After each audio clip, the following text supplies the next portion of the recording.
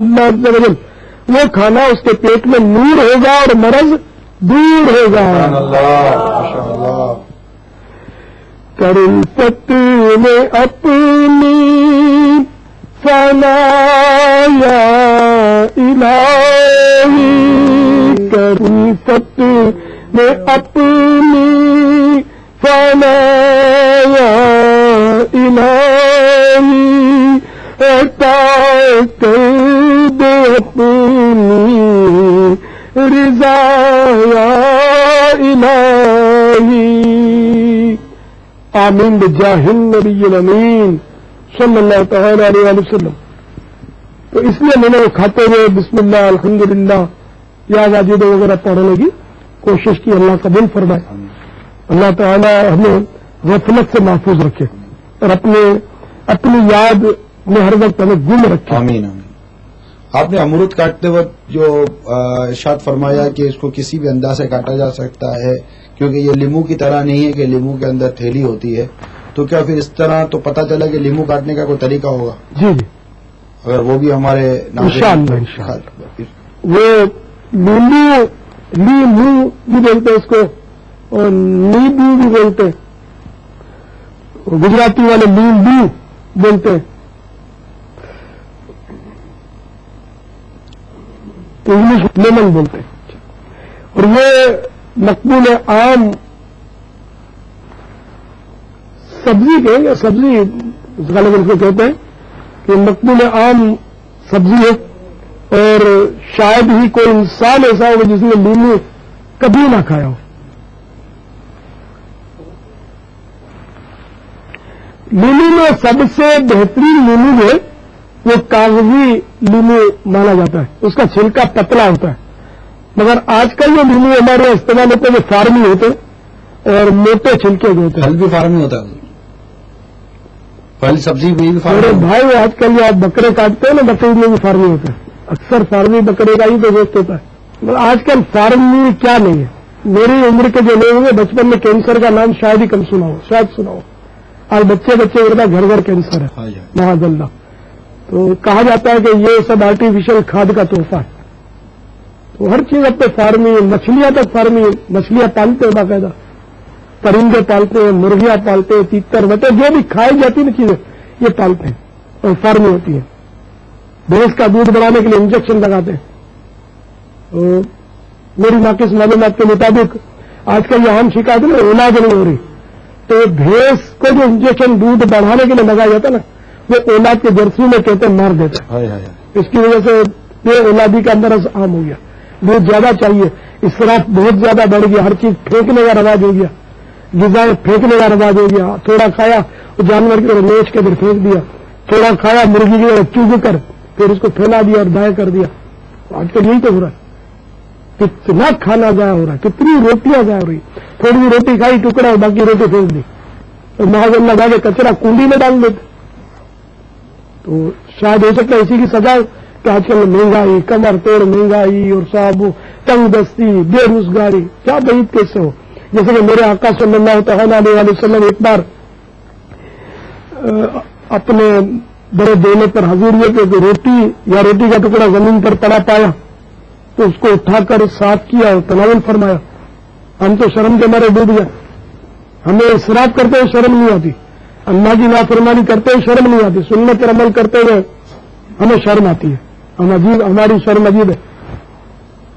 تو میرے آقا صلی اللہ تعالی علیہ وسلم نے روٹی کا ٹکڑا کھا کر کچھ اس طرح فرمایا، اے عائشہ روٹی کا احترام کیا کرو.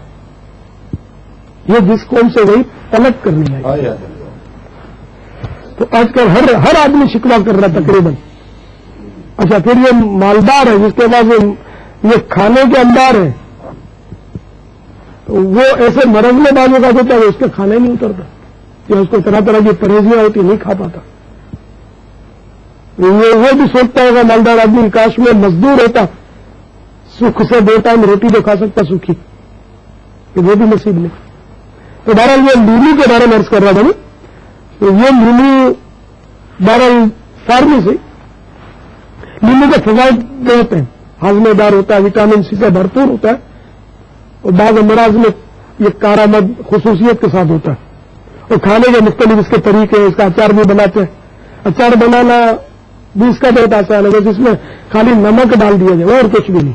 नमक डाल दें, बेहतरीन हल्दी भी डाल दें, और हल्दी और नमक हर इसमें डालकर आप इसको बर्नी में या जार जिसको आप बोलते हैं बंद करके रख दो, खुद ही अचार बना देगा। कोई मिर्ची वगैरह डालने की हाजत नहीं होती।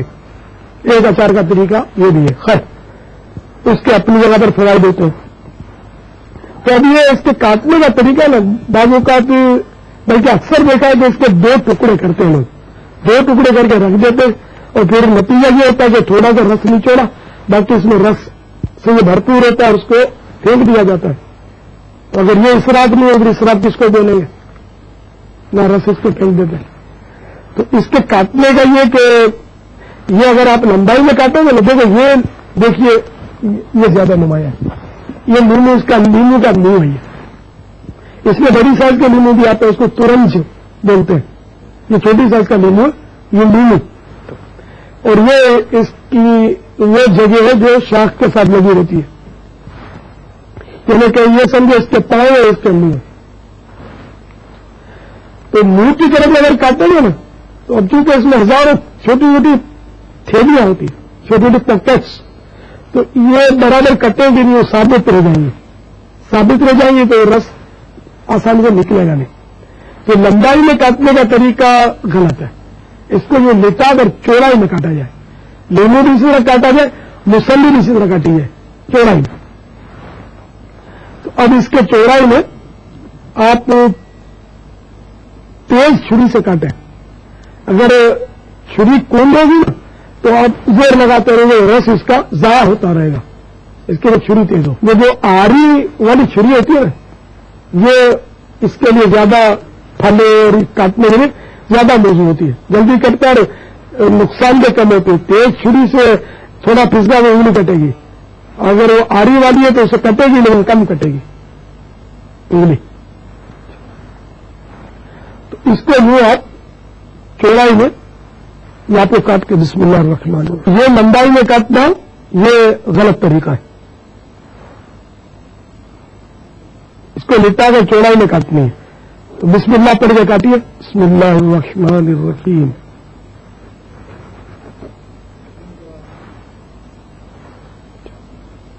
अब ये 2 टुकड़े रख देंगे, आमतौर पर रखते 2 ही टुकड़े, और ये तरीका नहीं ठीक। इससे ये होगा कि वो थोड़ा सा निचोड़ के, बाकी हो सकता है कि फेंक दिया जाए। हमारे मदनी चैनल और इसलिए के नाजरीन भी देखें कि ये जो कटा तो किसको बिल्कुल कितना वो बेहतरीन अंदाज से कटा है, और जिस पॉकेट्स या थैली का अमील सुन्नत जिक्र कर रहे थे, वाकई ये कितनी नुमाया है, और इनके अंदर इस वक्त रस जमा हुआ है। तो इसके लिए बेहतर तरीका ये कि ये बड़े बड़े टुकड़े न रखे जाए। तो बड़े बड़े टुकड़े खूबसूरती के लिए रखते हैं, और आजकल ये बस खूबसूरती के पीछे ख्वार है, तो फिर जाया हो जाता है। तो इसके अगर आप माने तो 4 टुकड़े कर दें। ये आधे हैं जी, ये तो खैर इतनी साइज नहीं है इसकी, थोड़ा बड़ी साइज का है, तो उसके यानी कि कुल 8 टुकड़े हो सकते हैं नींबू में। अच्छा, 8 नहीं करते, 4 ही कर दें। बेहतर नहीं है कि इसके भी 4 करें, वरना 2 करके भी गुजारा हो सकता है।